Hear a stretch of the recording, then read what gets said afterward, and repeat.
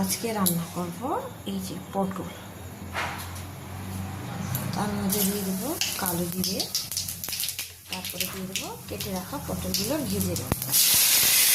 পটলটা তো ভাজতে বসিয়ে দিয়েছি নুন হলুদ দিয়ে, আর এখানটায় পটল রান্না করার জন্য নিয়েছি আলাদা ধরনের পটল পোস্ত রান্না করে নিয়েছি। এখানটায় 1 টেবিল চামচ, এর থেকে একটুখানি বেশি হবে সাদা তিল, আর 1 মুঠ চীনাবাদাম, ভাজা বাদাম নিয়েছি, কাঁচা বাদাম টামাটো নিয়ে।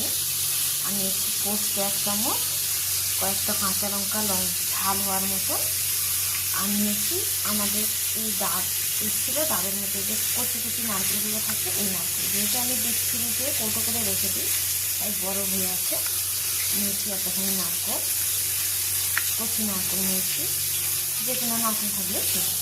আর এখানে নিয়েছি এতটা টক দই, আমার কাছে টক দইটা নাই, এইটুকুনি ছিল।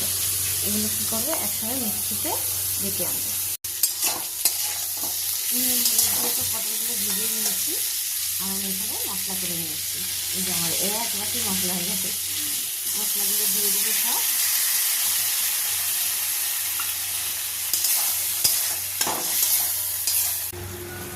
মশলাগুলো তো দিয়েই দিয়েছি, আর শিল দিয়ে সামান্য একটু মিষ্টির জল হয়েছিল, একদম সামান্য তাই দিয়েছি। এটাকেই কষাবো, যেহেতু রুটি দিয়ে খাওয়া হবে মিষ্টি মিষ্টি হবে, তাই এইখানে একটু বেশি করে চিনি দেবো, প্রায় 1 টেবিল চামচের মতন চিনি দেবো, তাহলে ভালো লাগবে, মিষ্টি মিষ্টি হবে রুটি দিয়ে খাওয়ার জন্য। এটাকেই শুকিয়ে নেবো, আলাদা করে কিছু জল দেবো।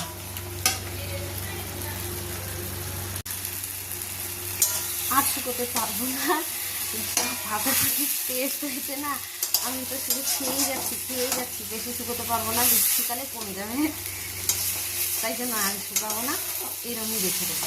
এত সুন্দর টেস্ট হয়েছে আমি ভাবতেও পারিনি। আমি ভাবলাম দেখি করে কী হয়, ঘরে এগুলো আছে পটল পোস্ত তো আমরা মাঝে মাঝে হয়, সবাই খায়, কিন্তু এই ধরনের রান্না আমি কোনোদিনই করিনি। আর মাথায় আসলে দেখি কীরকম লাগে খেতে, যা দারুণ টেস্ট হয়েছে না। আর শুকোবো না, গ্যাসটা অফ করে দিচ্ছি। আর একটু শুকোলে কিন্তু ভালো টেস্ট আরও বেশি ভালো লাগবে, কিন্তু আমি শুকাবো না। এই রান্নাটা যা টেস্ট হয়েছে না, যদি আপনারা না বানিয়ে খান তাহলে বুঝতেই পারবে না। আগে বাড়িতে বানিয়ে খাবেন, তারপরে আমাকে এসে কমেন্ট করবেন, তার আগে কমেন্ট করে দরকার নেই। আগে বাড়িতে বানিয়ে খাবেন, দেখবেন কেমন লাগে খেতে। এই সব জিনিস সবার বাড়িতেই থাকে, বাজার থেকে কিছু কেনার প্রয়োজন নেই, শুধু পটল কিনলেই হবে। দুর্দান্ত ফাটাফাটি টেস্ট, এরকম টেস্টের খাবার আমি জীবনেও খাই।